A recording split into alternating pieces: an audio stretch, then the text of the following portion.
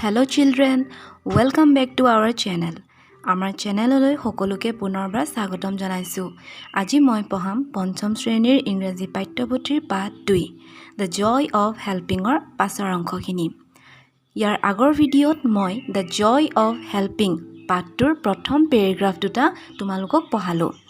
যদিহে এতিয়ালৈকে সেই ভিডিঅ'টো চোৱা নাই তেন্তে আমাৰ চেনেল জীবন অনুপম সাবস্ক্ৰাইব কৰি ভিডিঅ'টো চাবলৈ অনুৰোধ কৰিলো।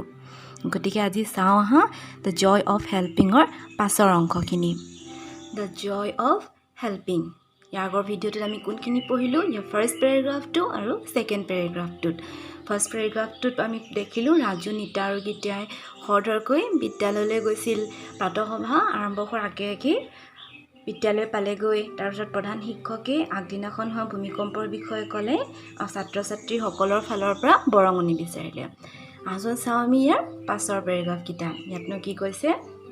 During the lunch break, Nita, Geeta and Raju discussed what they would contribute. During the lunch break মানে জিৰণিৰ সময়ত বা টিফিনৰ সময়ত নিতা, গীতা এণ্ড ৰাজু, নিতা, গীতা আৰু ৰাজুৱে ডিছকাছ কৰিছিল, অৰ্থাৎ আলোচনা কৰিছিল। ইয়াত ই দি লাগি আছে, মন কৰিবা। ডিছকাছৰ পাষ্ট ফৰ্ম হৈছে ডিছকাছড, অৰ্থাৎ আলোচনা কৰিছিল। কি আলোচনা কৰিছিল? হোৱাট দে উড কণ্ট্ৰিবিউট, তেওঁলোকেনো কি বৰঙণি আগবঢ়াব বা কি তেওঁলোকে বৰঙণি দিব সেই বিষয়ে আলোচনা কৰিছিল।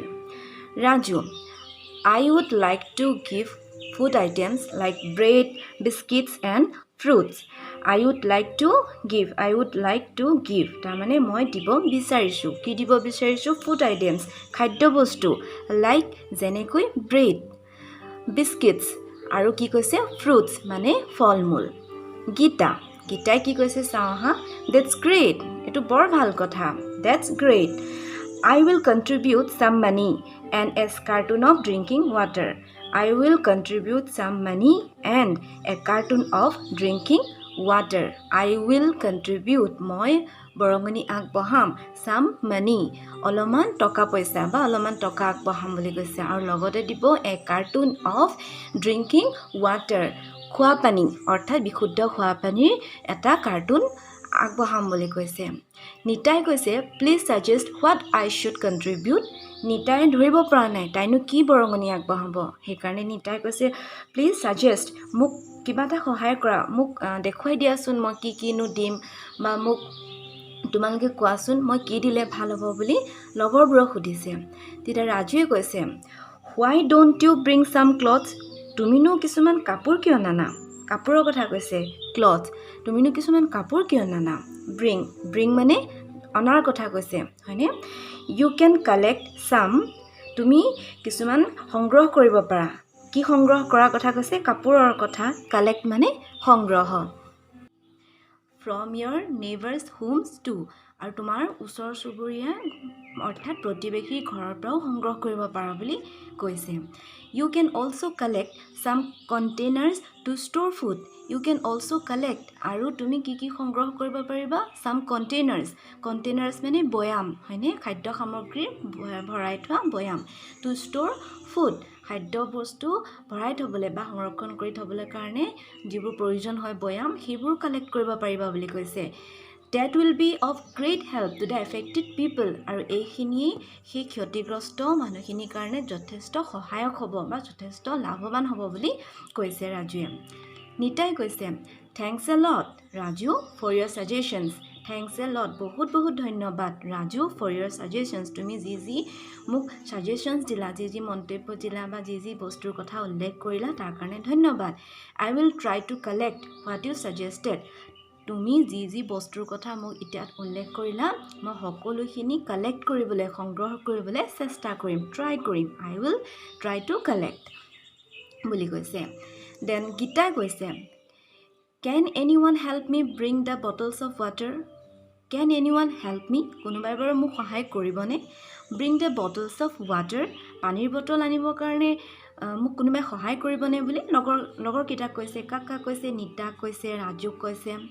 অৰ shall I ask the shop to deliver them to the school. গীতাই সুধিছে কেন এনি ওৱান help me bring the bottles of water, এতিয়া পানীৰ বটলবোৰ ক'ত পাব? দোকানত পাব হয় না ষ্টৰত পাব শ্বপ তাত পাব কিন্তু এতিয়া তাৰ পৰা আনিব লাগিব বিদ্যালয়লৈ কোনোবাই সহায় কৰিব নেকি নিজৰ বন্ধু বান্ধৱী গীতাই সুধি চাইছে নে তাই আকৌ কৈছে or shall I ask the shop to deliver them to the school নে ঘৰ স্কুললৈকে আনিবলৈ কাৰণে দোকানৰ মালিক অৰ্থাৎ দোকানীজনকে কওঁ নেকি বুলি গীতাই সুধিছে দেন ৰাজুৱে কৈছে I think you can talk to the headmaster ৰাজুৱে তেতিয়া মন্তব্য দিছে যে I think মই ভাবিছোঁ you can talk to the headmaster যে তুমি এই বিষয়ে প্ৰধান শিক্ষকক সুধিলে ভাল হ'ব কিয়নো যথেষ্টখিনি পানীৰ বটল হ'ব বিদ্যালয়লৈ আনিব লাগিব গতিকে এই বিষয়ে প্ৰধান শিক্ষকক ভালদৰে সুধি ল'লে ভাল হ'ব বুলি ৰাজুৱে মন্তব্য কৰিছে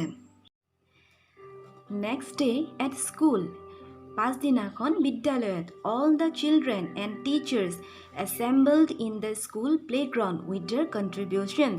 Next day at school, পিছদিনাখন বিদ্যালয়ত all the children সকলোবোৰ ল'ৰা ছোৱালী and teachers আৰু শিক্ষক শিক্ষয়িত্ৰী assembled গোট খালে in the school playground বিদ্যালয়ৰ খেলপথাৰত গোট খালে with their contributions নিজৰ নিজৰ দান বৰঙনিবোৰ লৈ তেওঁলোকে বিদ্যালয়ৰ প্ৰাংগণত তেওঁলোকে সকলোৱে গোট খালে বুলি ইয়াত উল্লেখ কৰা হৈছে ইয়াত আমি বহুতো নতুন নতুন শব্দ পাইছোঁ হয়নে এই শব্দবোৰ মই আকৌ এবাৰ তোমালোকক পাঠৰ শেষত আকৌ এবাৰ বুজাই দিম বা তোমালোকক মই লিখাই দিম সুন্দৰকৈ অৰ্থবোৰ হ'বনে চাওঁ আহাচোন পিছৰখিনি The headmaster thanked all of them for their support.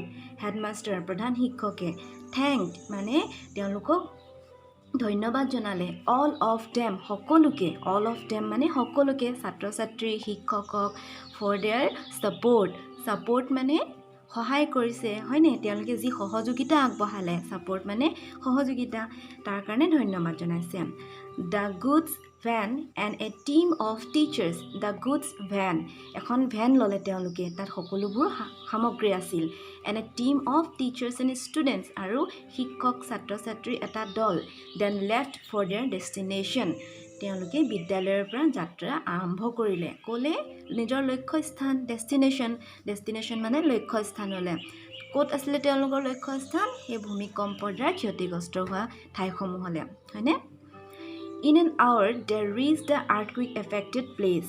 In an hour, এঘণ্টাৰ ভিতৰতে they reached, তেওঁলোকে পালেগৈ, reached মানে পালেগৈ, the earthquake-affected place, ভূমিকম্পৰ দ্বাৰা ক্ষতিগ্ৰস্ত হোৱা অঞ্চল তেওঁলোকে পালেগৈ.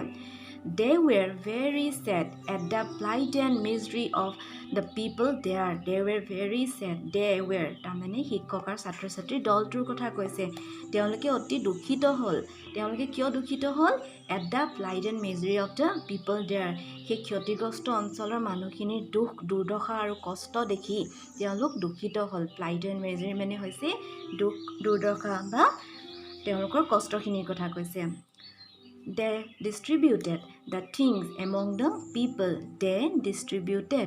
তেওঁলোকে বিতৰণ কৰি দিলে the things সামগ্ৰীবোৰ among the people মানুহখিনিৰ মাজত. Everyone was very grateful to the volunteers for their help.